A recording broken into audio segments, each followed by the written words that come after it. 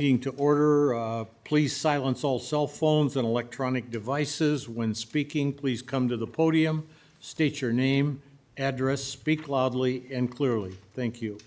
Item number 1 is approval of the agenda. I'll move approval. Second. All in favor, aye? Aye. Passes 3-0. Item number 2, approval of the meeting minutes from February 11th, 2025. Move approval. Second, all in favor, aye? Aye. Passes 3-0. Item number 3, approval of claims. Call on Shane Albrecht for that, please. Yes, thank you, Mr. Chairman. We have 5 claims this month. First one's from Cornerstone Commissioning for $3,307.50. The next claim is from Cornerstone Commissioning as well. This is for $20,623.66. Next bill is from Sotec Advisory LLC, and that's for $1,750. Next one is from Frederickson, and that bill is $14,091.18.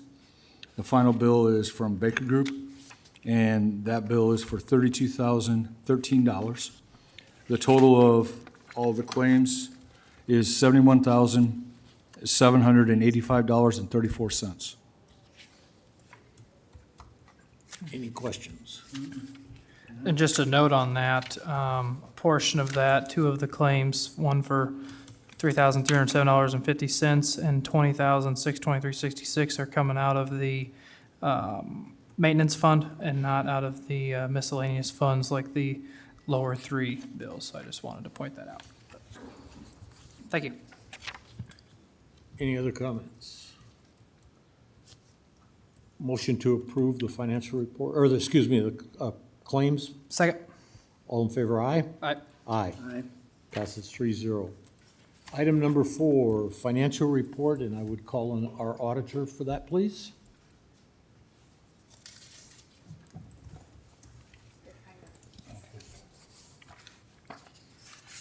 So there's been no changes in the financial report since last time. This does not include the claims that were approved because they weren't approved yet. So the financial report will be exactly the same as last time. I do want to introduce, though, Ryan Erickson. He's our new budget director, and I worked with him to do the financial report this time, and he'll be coming to your meetings and probably presenting this in the future meetings. So if there's anything that you need, I've told him that his information should be at the authority's direction for what you need for the finances, and then if there's any public requests, that they would go through the authority and not through him. Okay, Very good. welcome. I move to receive. Second, all in favor, aye? Aye. Passes 3-0. Item number 5 on the agenda today is discussion and action on easy water treatment system, and I would call on Shane Albrecht from Baker Group and Director Kenny Schmitz with Woodbury County, please. Thank you. Last time I for information, walked through this. The juror was often sitting on a jury, so Kenny wasn't here. So, Kenny, do you want to give them an update of your opinion on this, since I already shared mine 2 weeks ago? Sure. So we have some very hard water out at the LEC. We were looking for avenues to somehow soften that water. We're already having some difficulty with shower valves and things like that where calcium's building up faucets. So we were looking for ideas on how to soften the water. Unfortunately, a standard salt type water softening system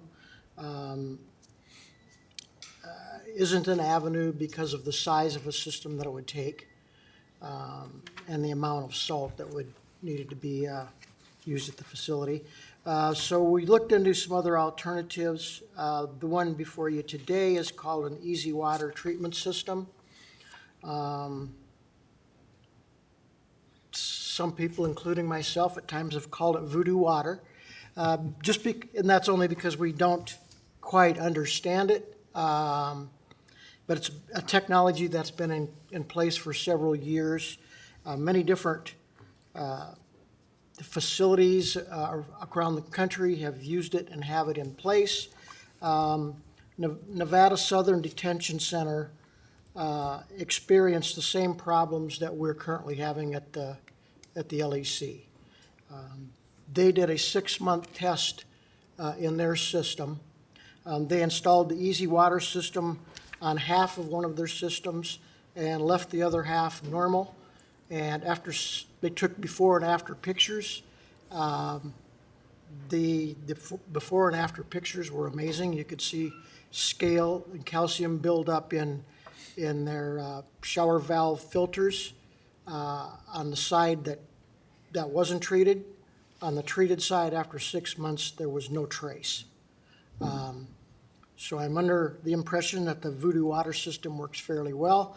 They also are using it at the Iowa State University Maple Hall dorm on pipes and valves there. They again as well did a 6-month test. They did it on what are called heat exchangers that are actually physically inside pipe. They had the exact same results. You could see before and after pictures. Before pictures, there was rusty heat exchangers on the one side. After pictures, on the treated side, looked nearly new. So I think I would advise that we move ahead with a system similar or this system as quickly as possible. And if anybody has any questions, I'll try to answer them for you, or Shane will. Thank you, Kenny. I think one thing we should tell you, and you guys will have to approve it, of course.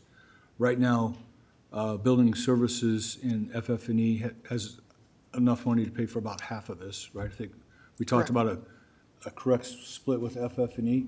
The other half would have to come from the authority out of the maintenance fund, because that would be the funds that you would have to pay for that. When the maintenance fund was originally set up, and Dale did all the charts for everybody, we came up with a number. There was a $60,000 number put in there for a water softener if ever needed. So when Dale set that maintenance fund up for you, he put some money in case you ever had to buy a water softener. So that was something that was planned for in that maintenance fund. So it's not, but again, that's all it takes, your guys' approval. I can just tell you that it was planned ahead of time. Questions or comments? Yeah, I think that was the purpose of the maintenance fund, is to keep this building in good condition as long as possible. And it's evident that we cannot control the quality of the water coming in, but we can control what we, put throughout the building. And it's very easy to see that this system is going to add to the longevity of the systems that we have. And so I think that this is exactly the type of project that fund was supposed to be for. And we talked about it 2 weeks ago, the simplicity of it and the installation of it. And so I am most definitely in favor of getting this done and hopefully installed sooner than later, and hopefully that it erases some of your troubles out there, Kenny, so. I would just say that with the availability of some money from the county to be able to take care of about half of it, I think it makes it definitely a good process, and I would make a motion that we move forward on it. Second. All in favor, aye? Aye. Thank you. 3-0. Thank you, Kenny. Thank you, Kenny. Thank you, Thanks. Shane. Okay, item number 6 on today's agenda is discussion and action on Baker Group contract, and I would call on Shane Olbrecht for that, please. So this is basically the same contract that we looked at last time. The only thing I see in the backup that's missing is the hourly breakdown that I had handed out to you guys last time, same hourly breakdown. This does have the stipulation in there that if the construction manager anticipates that his construction management fee in a given month will exceed the $32,000, the construction manager will endeavor in good faith to provide notice to the owner of such. That was the only thing that's different of this than when we bought it before you have 2 weeks to talk about it, so I'm going to turn it over to anybody else for questions. Questions or comments?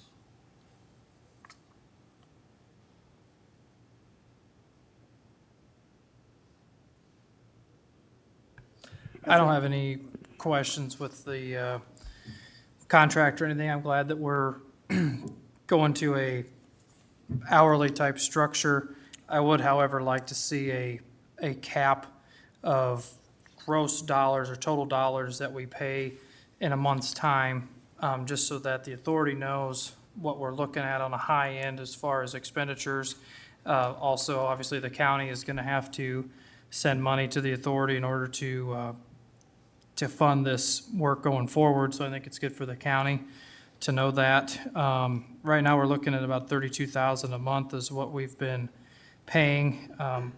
We discussed 2 weeks ago that Todd Wick would not be working out of the jail, would shift to more some legal type stuff, and that Shane would continue to work on a lot of these testing and balancing issues and also some of the legal work for Jody. But that being said, I'd like to see about a 25% reduction, which is about $8,000, so about down to $24,000 a month as far as a cap.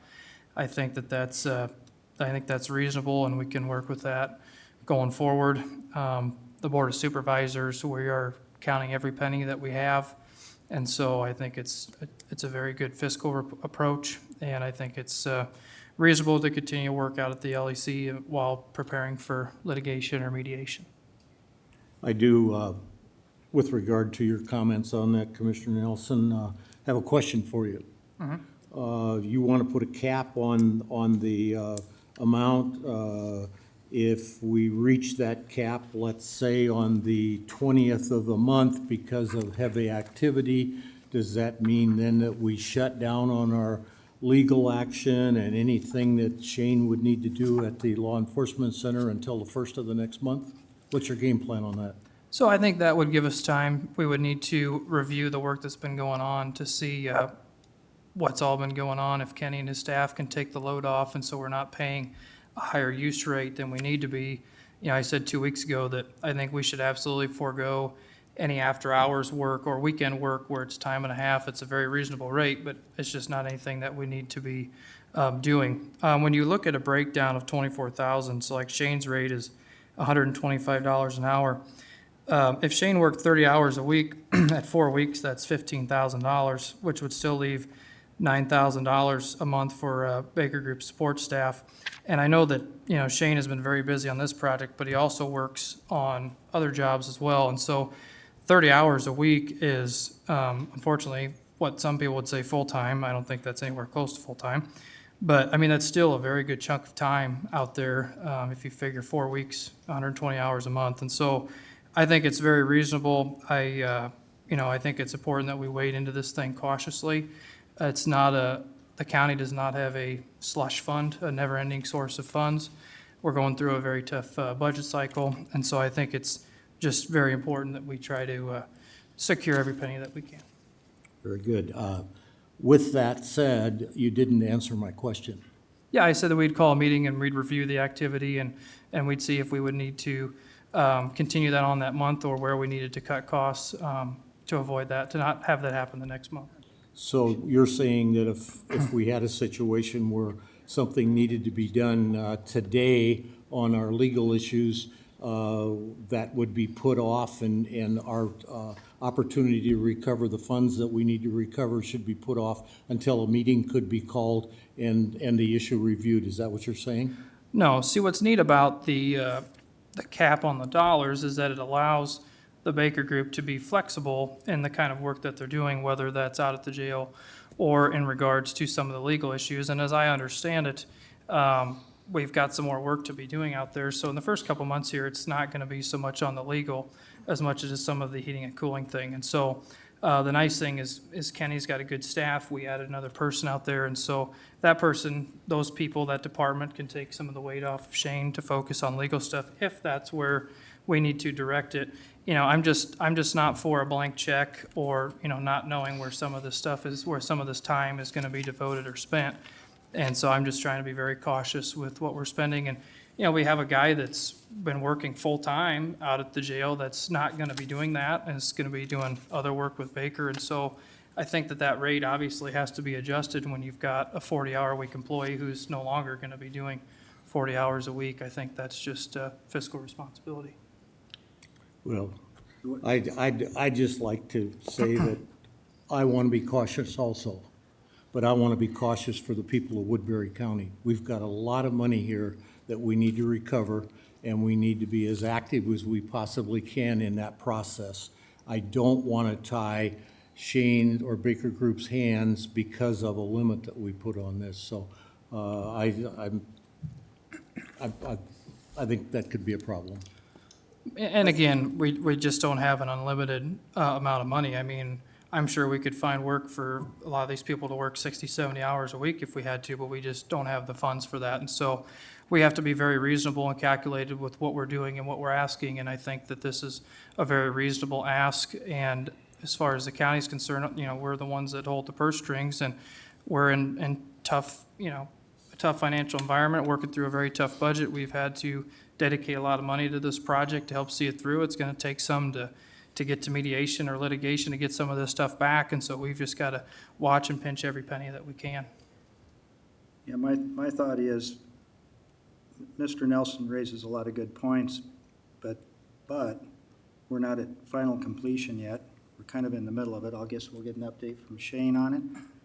And I do like to have the flexibility, I guess, and I'm concerned too about the taxpayers' money as well, Mr. Nelson, but I think with not having final completion and a lot of work to do, and getting reports from Shane, we'll be able to monitor that as well, and with using the cap of 32,000 at least at this point in time. Because I think we still have quite a bit. How close are we to final completion? I guess we'll get that in your update, but So roughly. So we still have the test and balancing issues. The roof warranty has moved no farther. The seismic bracing did get completed, but we have not seen the report yet. I'm just doing the things quickly. There were the pipes that needed strapped on the roof. The work has been done but not been verified yet, Dan. That's not a hard thing. It just with the temperatures last week, there was other focuses other than going up on the roof and checking out those pipes with the snow and ice condition. Okay. And you'll keep track of your hours like Absolutely. anybody else would? I'll keep track of my hours and give you a report of what I was working on each. And just to confirm a comment I made a couple weeks ago, so our Baker Group's work for us would have ended if the project would have been complete at final completion. So all of the fees that we've paid to Baker Group since fall of 2023 are part of our damages that we'll be asserting against the other parties, just like our legal fees that the bills you pay of mine, and then our other expert fees, so Corey Metzger and Al and Larry Smith. So all of those expert legal fees and extended Baker Group owner rep fees are part of the damages that we'll be asserting against liable parties for the delay. And I appreciate that comment, Dan. You know, the problem is I've got a calculator, and if you start to do the math, again, at $30 or 30 hours a week at 125 for a project coordinator, that's $15,000 a month if he's working 30 hours a week. I can't remember the position that Mr. Wick was at out there, and I can't remember the name of that, but at $85 an hour for 2 days a week, which he's not going to be out at the jail at all, so he was working 40 hours a week. I would say that if he's doing 16 hours a week of legal work, that's probably a stretch at this point, but that'd be an additional $5,400. So you're at $20,400, and I'm saying a cap of $24,000, and we don't even know where that extra $4,000 is going to be spent, and we're wanting to raise the roof another $8,000. I'm not in favor of a blank check. I haven't been giving any information to substantiate why we need that. They're just a bunch of what ifs. I think it is very important that we pinch and watch every penny. I've made my case very clear with numbers up here, and so I think it's a great figure where I'm at, and so I've given numbers to support that, and so, and again, none of what we do here doesn't matter because ultimately this money is going to have to come from the Board of Supervisors and they're ultimately going to decide what it is that they fund us anyway. So I am supportive of 24,000 and not a penny more. So you said you were given numbers and facts. I just want to pick one thing you missed.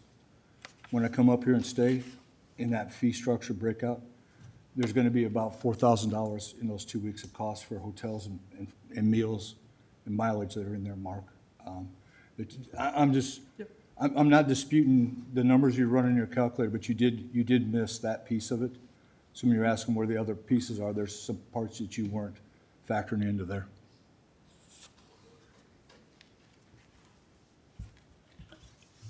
Doyle Turner, Mobile, Iowa. I think what we're looking at here is when we are saying that, oh, don't worry, this is going to be part of the package that we're going to get back. Well, part of that is you have to mitigate damages. And I've just seen 4 people that made a really good case for the other side that in fact we are not mitigating damages.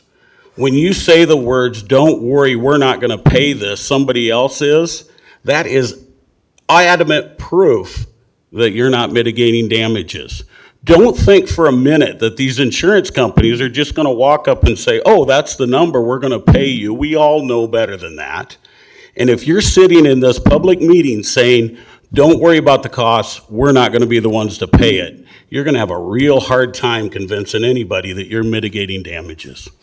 And if you're not mitigating damages for those insurance companies, you're not mitigating damages for the people of Woodbury County. So I think what Mr. Nelson is asking for is more than reasonable.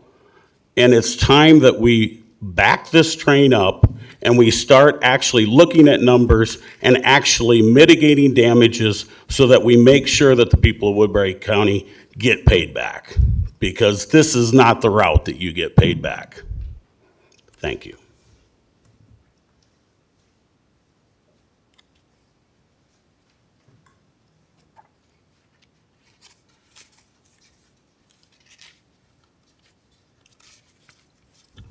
Mr. Chair, William Burrows, 4409 47th Street. First of all, I am one of the people from Woodbury County. Second of all, I want to thank the authority for moving these meetings down here. It was the right thing to do and should have probably been done a long time ago. Doesn't matter. We're on to other things. I'm going to go a step further than Mark and propose that we terminate our relationship with the Baker Group effective March 1st. Doyle talked about the train. To me, it's been a gravy train. Good example is Shane always says, oh, I forgot, and then he asks for forgiveness, just like that list that he forgot to bring today. You know, the people of Woodbury County have never seen that. So how do you expect us to remain enlightened? So the other thing I'd like to suggest is that we get the residents of Woodbury County, taxpayers of Woodbury County, get an attorney, an auditor, whoever to represent us. Frederickson is representing who? You're representing who? Ron, am I okay to respond in the Yes, middle? you or may, should you I may. let Bill finish? Yes, you may. I represent the authority. The authority, okay. Now, we have an attorney that's representing the Board of Supervisors, is that correct? Yes. I call him, is it John Templer? Yes. So I call him Casper, the ghost. Have you ever seen him? Has he been to my meeting? Yes. He has? Yes. Okay. So I think we need somebody independent of him, whether it be the county attorney or I don't know what it is, but to sort all this stuff out, you know.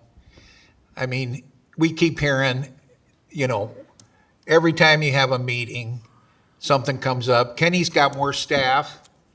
You said the other day that, I think Shane said this, Corey's our guy. So why don't we just use Corey and forget about the Baker Group? You've admitted that he's the man, right? Chairman, can I respond? Shane? You may respond. Just to clarify a couple things, so the county attorneys, I do work with the county attorneys on this matter, and then they also hired John Templer as their outside construction attorney expert. So he's not at these meetings because he's not the attorney for the authority. That's why I'm sitting up here. But I work with the county's attorneys, including John Templer. And so when we have joint closed sessions, he's there, and the county meets with him separately. So he is involved, but you aren't going to see him up here. When? And when. Excuse me, we've got 30 seconds left on this. And then one other thing. So Corey Metzger from Resource Consulting Services Engineers, he is our mechanical engineer consulting expert.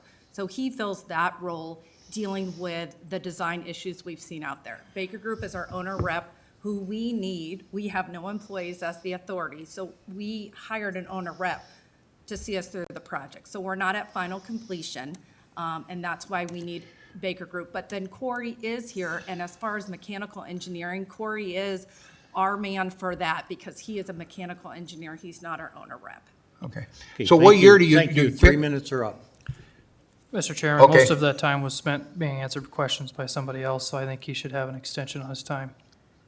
All right, here's my last point, that I think Chairman Wick should abstain from voting on this issue due to a conflict of interest.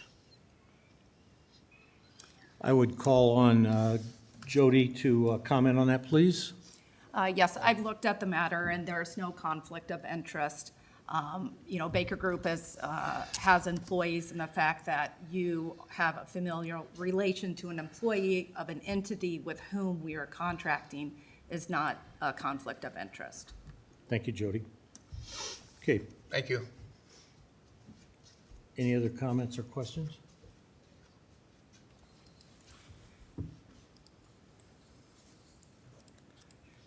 I would tend to agree with Mr. Burrows. I do think you should abstain. I've said that before, and I will stick to my word on that. I'm fine with the contract, but I would like to see a cap at 24,000, and so I will make that motion. Would you please state your motion? I move we accept the new Baker Group contract that's provided in Amendment 4 on an hourly basis with a cap of $24,000 a month, Is there, not to exceed $24,000. is there a second on that?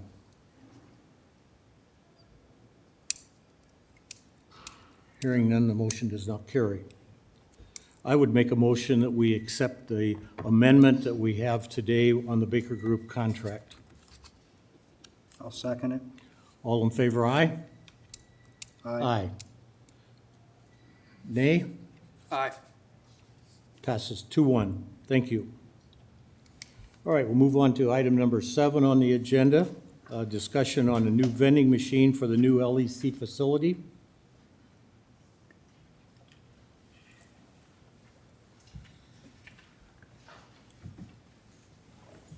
Oh, we're on the vending machine? Yes.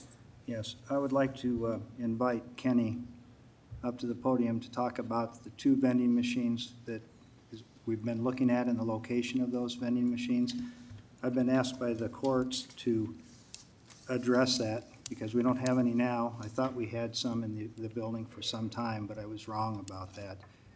So, and I understand the authority needs to give consent to placing vending machines in the LEC under the lease that we have. So that's what I'm looking for, is consent from the authority board to place these vending machines in the LEC to serve the public and to serve the employees at the LEC. So Kenny, if you could help us with the location? So I've handed some photos. There's 3 photos, actually. Would you move to receive them first? I move to receive. Second? Thank you. All in favor, aye? Aye. Thank you, Passes Shane. 3-0. Excuse me, Kenny, go ahead. Yeah, so I've handed out 3 photos. 2 photos look very similar, but they could be 2 separate locations, although they look like one. That would be the main corridor, ground floor level, Karen needs those. and it's near the corner of courtroom 3, toward the opposite end of the corridor where you enter the building. So it's farthest down that corridor. You could place one on the corner there. There is an outlet in that area. Also, just around the corner of that corner is probably another location where it could go. There's not an outlet there, however, since there's one so close right around the corner, an adjustment could be made easily there if you wanted to do that. The other location that has an outlet is in the lower level. That's the photo you've got that shows the seating with the chairs in it. That is down by the LEC conference room. So both locations have their, I guess, pluses and drawbacks, if you will. The drawbacks of the main corridor is you're placing a vending machine in a very nice-looking facility in the corridor. The downside of the lower level location is that the people that the courts are trying to get to utilize these machines won't know where they're at, or it'll be difficult to find if it's in the lower level by the conference room. So Which location, Kenny, would be used most by the public? Would be the one down the corridor by yeah, courtroom 3? yeah, the main corridor, ground floor. On the main Definitely, floor. yeah. Yeah. Okay, not the lower level? Not the lower level. It would be utilized there if we could get the people, if we could train the people to that location. The unfortunate part about doing that or achieving that is it's going to be different jurors that are going to be using this, or different people coming in for jury selections. So it's going to be new people all the time. So unless there's a good way of pointing them and getting them to that lower level location, that's going to be a struggle.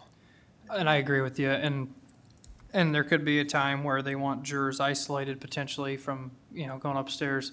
I think you've got an outlet there on 3, and you've got an outlet there on 1 in the main hallway. You and I talked, you said you could have a combination vending machine of drinks and snacks. I think we should have one at each place, one downstairs and one upstairs, and then the public has good access to one, and the jurors have access to the other one. And I think that's what we should do. I agree with you on that. And Kenny, the one where you show around the corner, there is an outlet exactly on the other side of the wall in that courtroom, so you could punch. That's not utilized, it's just Yep. inside the courtroom That's instead. what I meant when I said, yeah, we could easily make an adjustment there and Right. get that around the corner if we wanted to.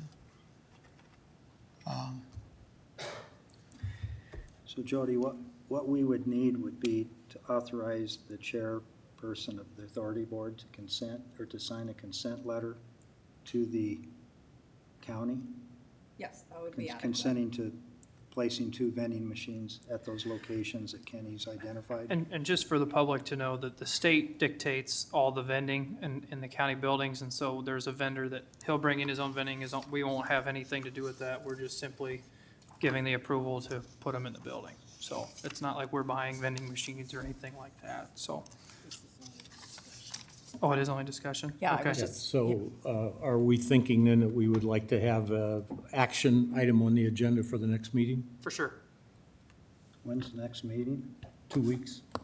Okay. Okay. And just for general information for everyone, Iowa Code Chapter 216 D4 requires us as the authority or the county to use the Iowa Commission for the Blind vending services. Unless, there is only one clause there, unless they are unwilling to do that, which I would have no indication that they wouldn't want to. I'm sure they do want to. And so they've provided, I've asked and they've provided information on a couple of different machines that they would want to utilize in this facility if we allowed it. They're combination machines. Combination means you can get pop and chips out of the same machine. A lot of locations, you'll see two different machines just due to the different volumes and quantity of items that they like to provide. But they can be done in one machine. They've got two different sizes of machines. They just vary by, one's a foot square smaller than the other, so those machines are available. So just wanted to pass that along and make sure that we're following the right code by law if we decide to move forward. Kenny, who would maintain the machines? Who would maintain it? The company that works for the Iowa Commission of the Blind is called TNT Food Service. Okay. They currently take care of our other buildings. Okay, thank you. Any other questions or comments? Okay, very good. Item number 8 on the agenda today is information and update on the LEC project, and I would call on Shane Albrecht to give us a report on that, please. Thank you again, Mr. Chairman. So first question was asked earlier by Secretary Moore. Where are we at right now on final completion? So we had roughly 5 items that we need to get taken care of. One was the seismic bracing. Good news to report there, they did work on the seismic bracing. There was 13 locations that were noted by the engineers that we did not have seismic bracing at them, and another 10 locations that needed to be verified. Last Tuesday, starting at 10:30, Todd Wick, or the Baker Group, went around with Hausman and Prairie Fire to put the seismic bracing in. The good news there also was Prairie Fire had their independent third-party inspector. They're the one that does the report. So he was actually there verifying that they did do it correctly, taking pictures and filling out his report, which is ultimately what we need as an authority. They did find in some of the locations, so they ended up having to do it at 15 locations, not 13, because of part of the 10 locations they needed to verify. They found out the seismic bracing wasn't there, so they added it at that time. So that has been complete. We have not seen this report yet.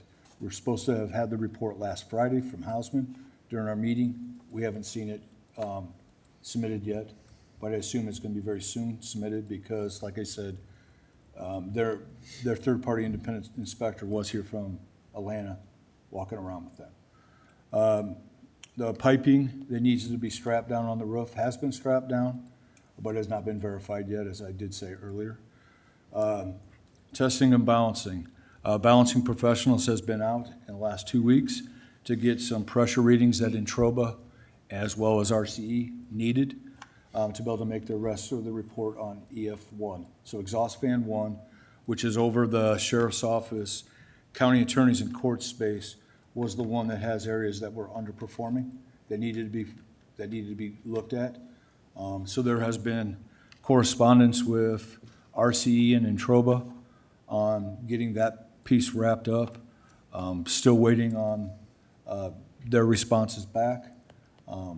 Corey and Mark Schaefer. Mark Schaefer's with Introba. Corey, of course, is our expert. Have been in conversations twice last week about it to try to get this part wrapped up. I expect to see something yet this week from them on that. The roof, I've seen nothing more on the roof warranty that we still don't have. We've talked about it in a meeting. I still have not seen the report with the pictures. We were up there, so I do know the areas that need to be corrected, and I did report on that last time. I'm just telling you, Hausman has not provided us with the report yet, nor have they provided a schedule of when they're going to get this corrected. We have a 9 o'clock call with them tomorrow, and that we'll be reminding them again of the fact that we need all these pieces to get this moved toward final completion. So I think the question, Mr. Moore, Ron, Jody, and even everybody that is in Woodbury County is, when are we gonna hit final completion? Where are we at? When are we gonna get there? We gotta get this work done on exhaust fan 3. So we're getting things checked off. We still have to have the seismic bracing report, and until they submit it to us, it's not done. We have to have a plan to get this roof up and get us a warranty on the roof. A test and balancing, I've already told you, I think we're gonna be close on that very soon. The strapping of the piping on the roof, I think is probably handled, and it'll be checked off once I go up and verify that. Kevin, did I miss anything on that? Just a couple updates, Shane. I know you guys have been extremely busy. May not have seen it come across on Procore, but we did receive the seismic bracing as-built and certification letter, and that was actually sent back yesterday. I believe it was uploaded back to Procore after it was reviewed by Introba. Okay, thank you for that I just wanted update. to give you, to give you an update on that. So. Anything else, sir? No, I think that's about it. Okay, so then, I'll just give you an update on other stuff that's been going on that has nothing to do with final completion. Last week, as everybody knows, was very, very cold. Unfortunately, it was very, very cold inside the building out to the LEC. We had county attorneys, in one of the county attorney's offices, he experienced 46 as an office temperature last week. And the other side of the lower level where Kenny's office is, and there's a county attorney conference room, that also was at 46. There's a couple causes for the 46. Monday, AHU 2, which serves the courts and the county attorney space, tripped out on a freeze stat. So they got that corrected, reset. Tuesday, it tripped out on a mixed air damper. The actuator went bad on it. Got that corrected Tuesday afternoon. Wednesday, there was a control program that was in there that stopped the mixed air temperature from going the right way. That was in the commissioning report, and that was corrected on Wednesday. So by Thursday, we got to see the unit actually running most of the time. So that was better. We saw some better temperatures, but still not what you would expect your office to be. We did check the temperatures upstairs in the courts, and they were holding well throughout this whole time, but downstairs the temperatures were not. There is corrective measures that are being put in place. People are looking at it to try to figure out exactly, as we're looking into it, figure out exactly what needs to be done to get this fixed. Jody? So just to reiterate, so Shane, working with our mechanical engineer, Corey, it's been all hands on deck. So they've been out there every day trying to figure this out. So there are some things that have been done that have fixed it, but we're still investigating it because it's not fixed. So we need to figure out why we have offices in the 40 degrees, the 50 degrees. So, another extremely alarming problem. Last week, I sent a letter to the attorneys for Hausman and Troba and Goldberg, letting them know as their attorneys about this most recent problem.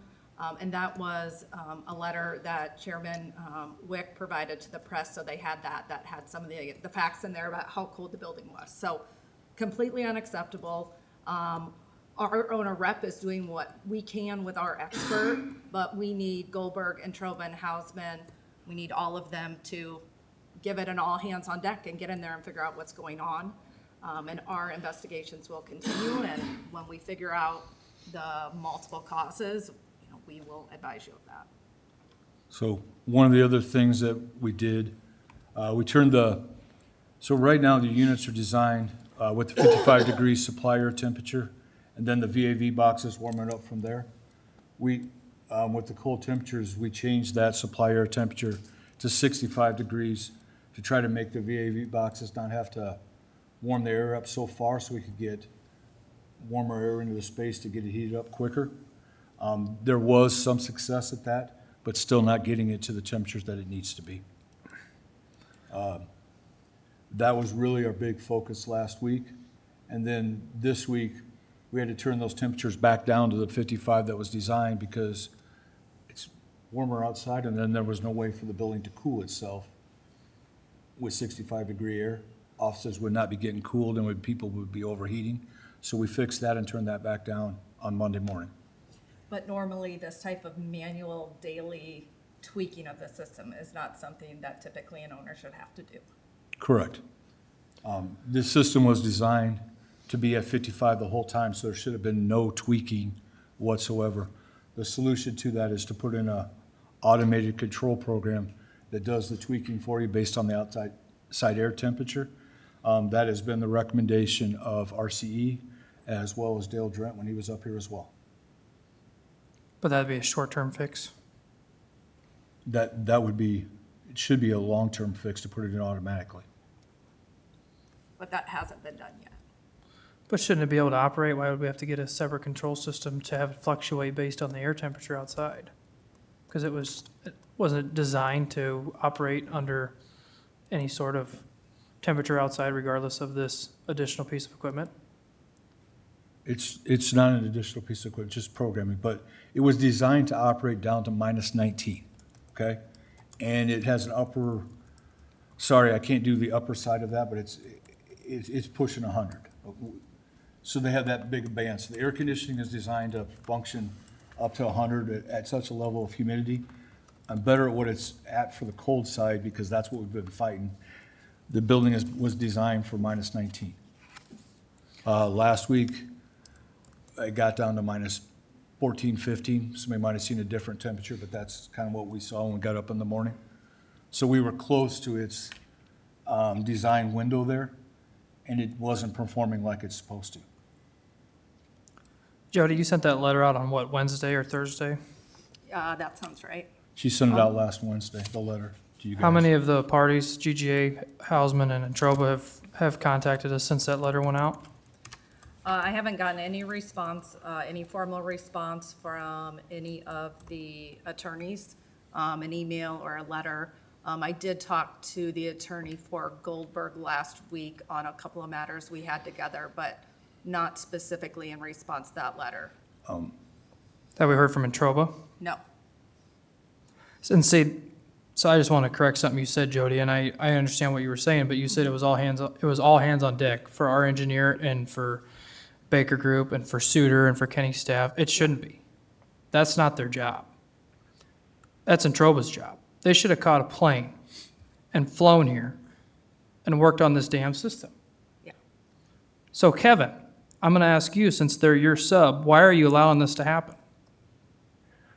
Well, I appreciate the question, Mark, and I'm not allowing it to happen. In fact, I got a hold of Vartroba ahead of that letter being sent to us because Shane called to give me a heads up, hey, we got some issues. So I asked them to get with Corey immediately and resolve the issues or figure out what the issues might be.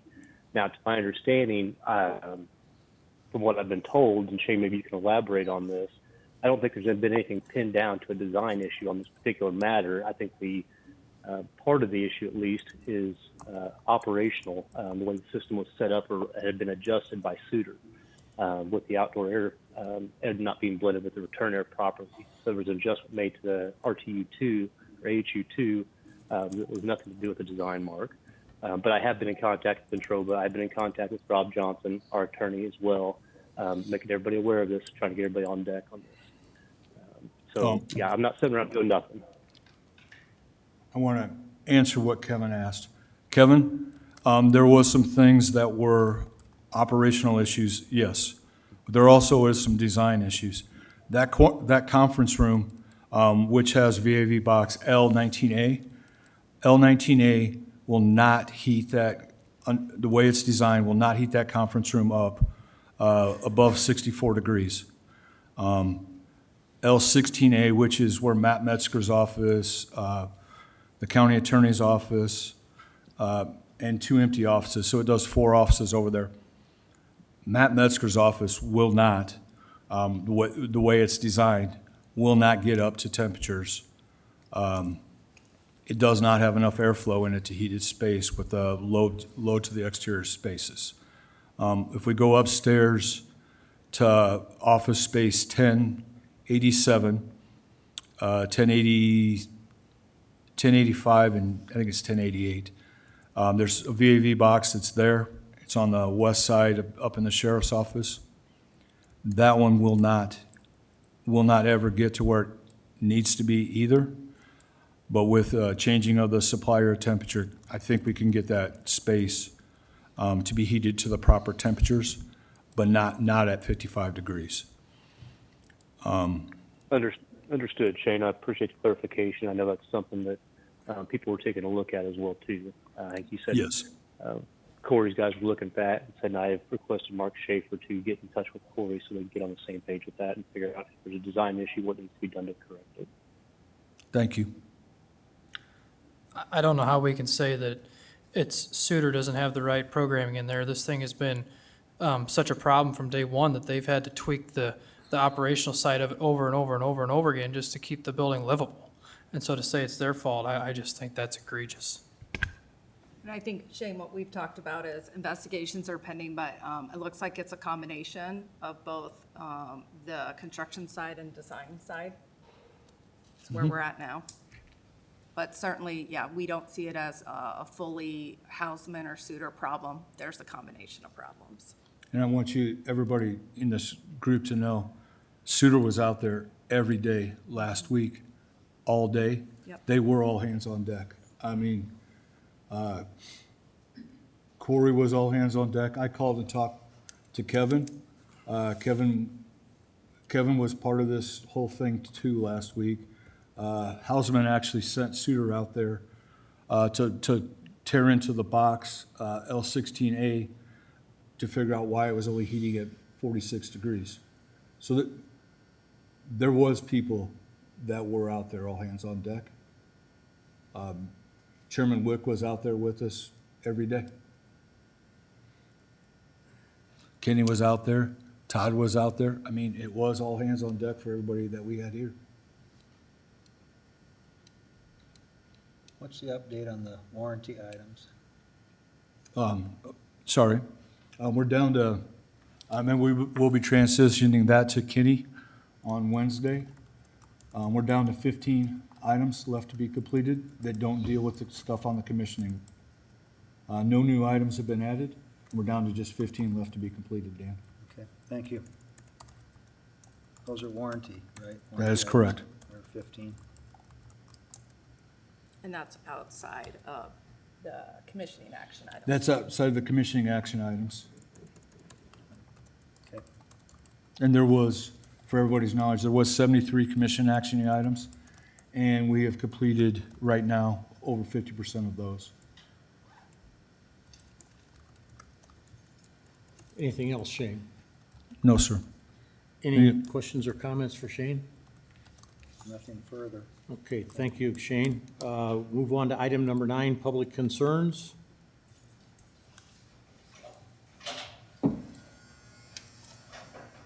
How you doing? Connor Track, KTIV News, 2929 Signal Hill Drive in Sioux City, Iowa. If it's all the same to you, we'd like to maybe ask the board a few questions. As much as we love talking to Mr. Nelson after the supervisors' meetings, we'd like to talk to the whole board, maybe get some answers on some things, like just ask you a few questions, if that's all right. You can certainly ask them, and if we're in a position to answer them, we may, but it's your 3 minutes, so. Yeah, I mean, because we like talking to Mr. Nelson as much as we love it, but unfortunately, you guys have not really been all that easy to get to, so we'd like to ask a few questions. So in the email that was sent, you had called for all hands on deck, and Mr. Nelson had asked that who had all responded, and it's been a week and nobody's responded to that email. So what exactly is the plan if nobody's responding to this? On that, I would clarify, there was discussion from Shane about parties who were at the facility, and then beyond that, the legal strategy or any legal letters that'll be sent out after that, I can't get into that. Okay. For this heating project, is Is there a budget set aside for that? Are you going to need to call for additional funds on this? This is all part of the original thing. If it's not working correctly, if it's a contractor issue, there's no extra funds that are needed for that. If it's a design issue, that, until we come to the exact problem, I can't answer that question. So while the project is being worked on, I mean, obviously, the people who are working on this have to get paid somehow, so I would imagine the money's got to be coming from somewhere, wouldn't it? It depends. If it's a construction issue, then the construction parties, housemen and its subs, have an obligation to come back and fix their own work without payment Okay. from the owner. On design issues, it's different, and obviously, we have pending claims regarding construction and design issues, so I can't get into it any more than that. Gotcha. And you had said you'd worked on temporary fixes and you're working for the more permanent fix. So is there a timeline at all on that sort of permanent fix when might be able to expect some good news on that end? I would tell you the temporary to permanent fix should happen in the next month. The problem that I can tell you is the building doesn't have issues when it's 32 and above out. The issues happen when it's below zero. Excuse me, we have 30 seconds left on the 3 minutes. Sure. So it will be probably next winter before somebody will know for sure that everything that was done actually fixed it, because you won't be able to simulate minus 14 temp. Maybe we will, but I sure hope not. Gotcha.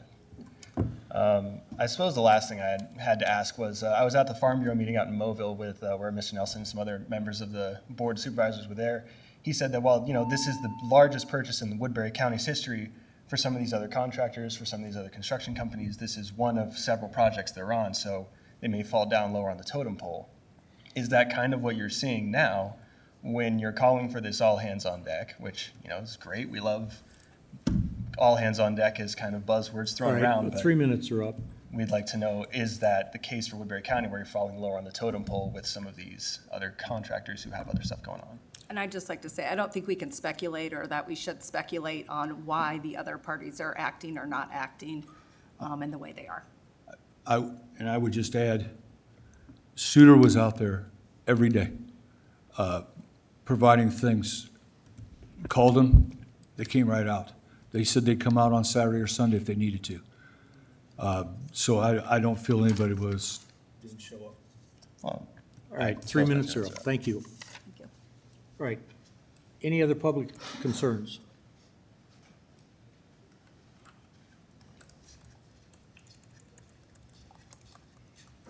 William Burrows, 4409 47th Street, Sioux City. Just a couple of follow-ups. I'd like to get a second opinion, no disrespect, on the conflict of interest issue. So, I hate to put Dan on the spot, but as a chair, can you get a hold of the Templar Knight and ask him for an opinion, or the county attorney? Also, thank you for making my point about Corey. Who actually calls him? Do we need to, does Butler have to call him? Or Baker have to call him? Or who's in charge? I call Corey if that's the question, or Kenny can call Corey. Is that the question you're Yes. asking, Mr. Burrows? And then are you going to provide that list that you didn't bring today? That list was provided and should have been uploaded. So it's on the website? It should be on the website because it was provided with the document when it came in last time. I just didn't realize. Okay. What list? Just He wants to know the exhibit breakdown to of. the contract. So the full contract was given over to be included, and the agenda packet should be on the website, so. So we'll double check with Karen, make sure that is the case. And my final comment is, Dan, it's for you. You are the master of abstaining due to conflict of interest. So I find it hard to believe that you see no conflict of interest in this case. Thank you.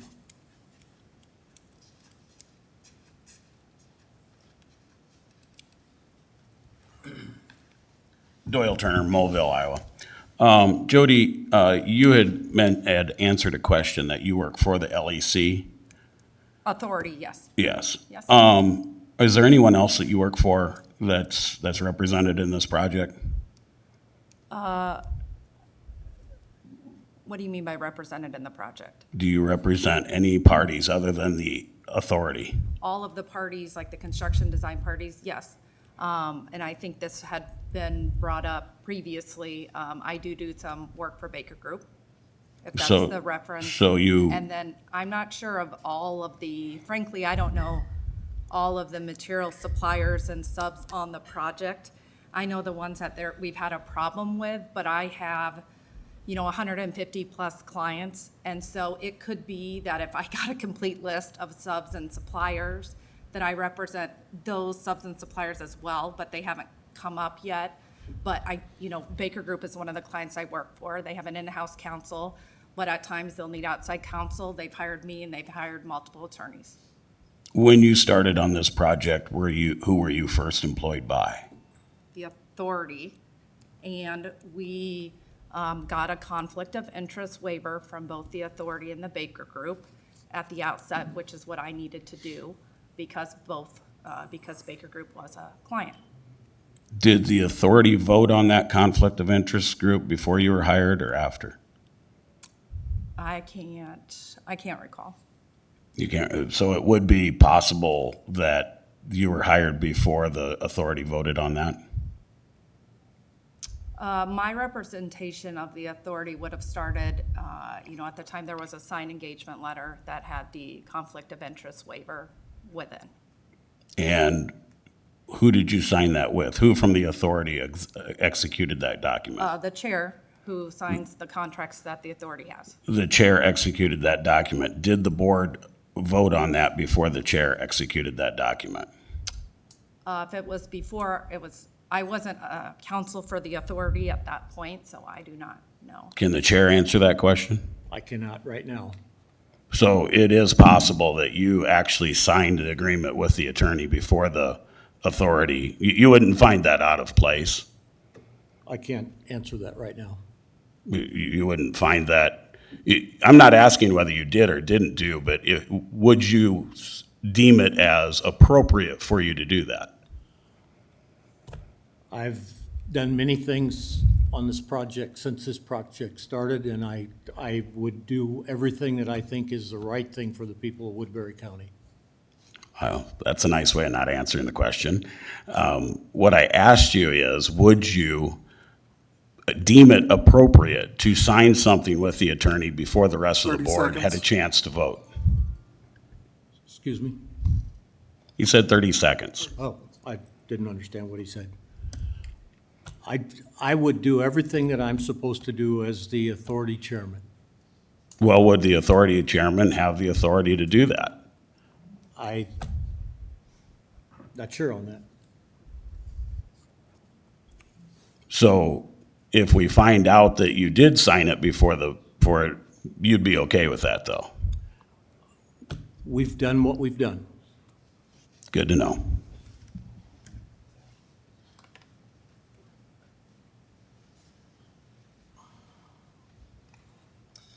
Afternoon. RJ Breen, Sioux City, Iowa. Just a question. I know we're kind of still waiting on the final completion and stuff like that, but when it comes to these heating issues, being in the Midwest, it does tend to get extremely cold, and we had a case of that last week. Mr. Albert, I believe you had said it was, what was the building rated for, like minus 14?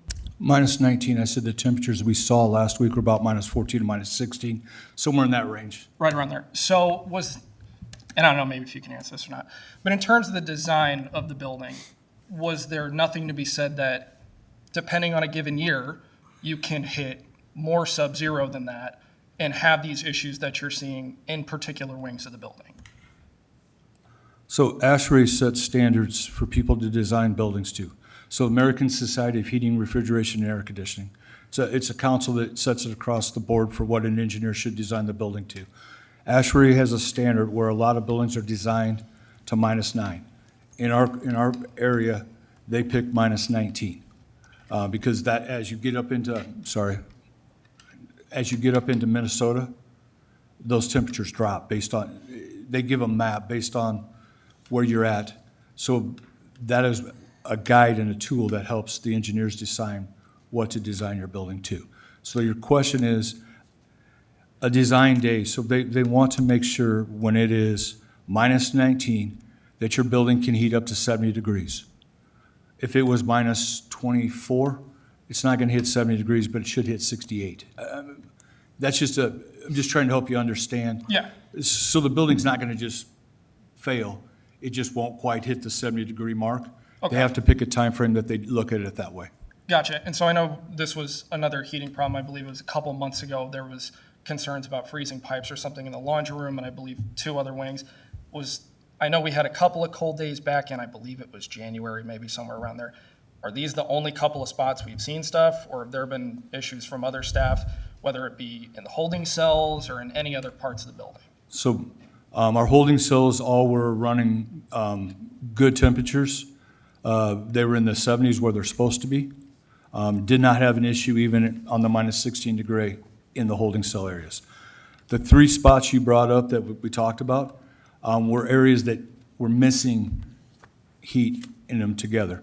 Back by the loading dock was one of the spaces. It Excuse had me, 30 seconds. It had an air curtain back there.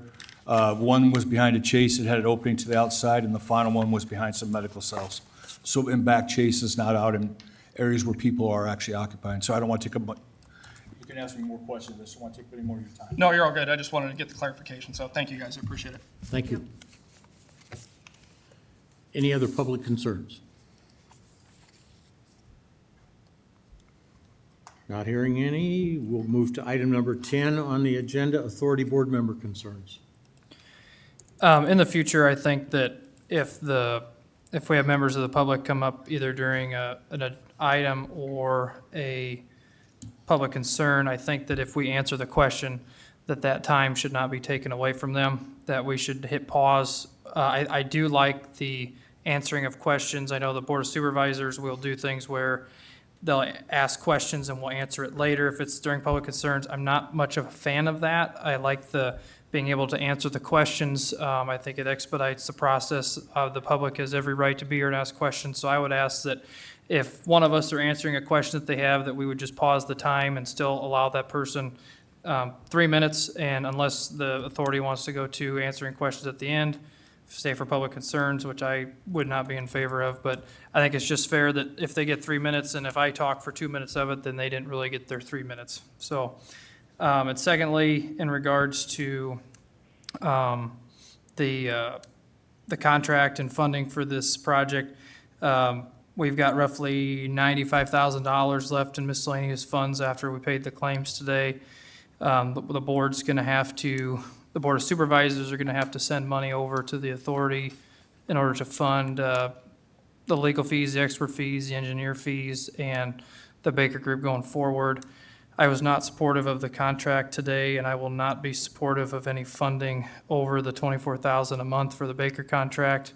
And I will likely put an agenda item forward for funding. Obviously, the authority needs to be funded to keep our attorneys fighting the fight, our engineer doing their work, and we got to try to get this project done. But even I have limits on that, and so I will not be supportive at the Board of Supervisors for any funding level above that threshold as well. And I just wanted to let Commissioner Moore and Wick know that, just full disclosure. Okay. Well, just so our chairperson knows, I think I could go along with what you were saying, Mark, about the timing, because we could have a 20-second question and I could go on for 45 minutes to answer it, if the chair would let me. So I would like to try that, Ron, if we could, and have that, have the dialogue we need. The other concern I have, Doyle, is a lot of your questions were factual, and I'm sitting here thinking, I don't know when something was signed, but I can sure find out. I can sure pull it up. And so, and I don't want to get defensive, but sometimes when you ask a factual question, and I haven't seen it for a couple of years, I'm going to say, well, I don't know, and it kind of makes me look like, well, what's he doing up there? So, and you didn't do that to me today, but I'm just saying we can find that out. But I'd like to have some follow-up where we can get back to the citizens with their questions.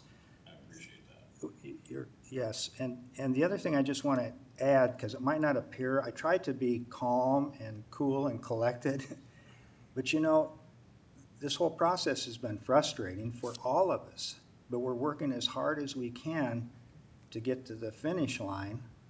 But I sit up here and Shane, he's the messenger saying, we've got this problem this week. And I'm thinking, when can we come to a meeting and not have the problems come up? I mean, especially the big ones, you know, and it's getting quite frustrating for me. So I feel your frustrations. I appreciate the comments you make, all of you.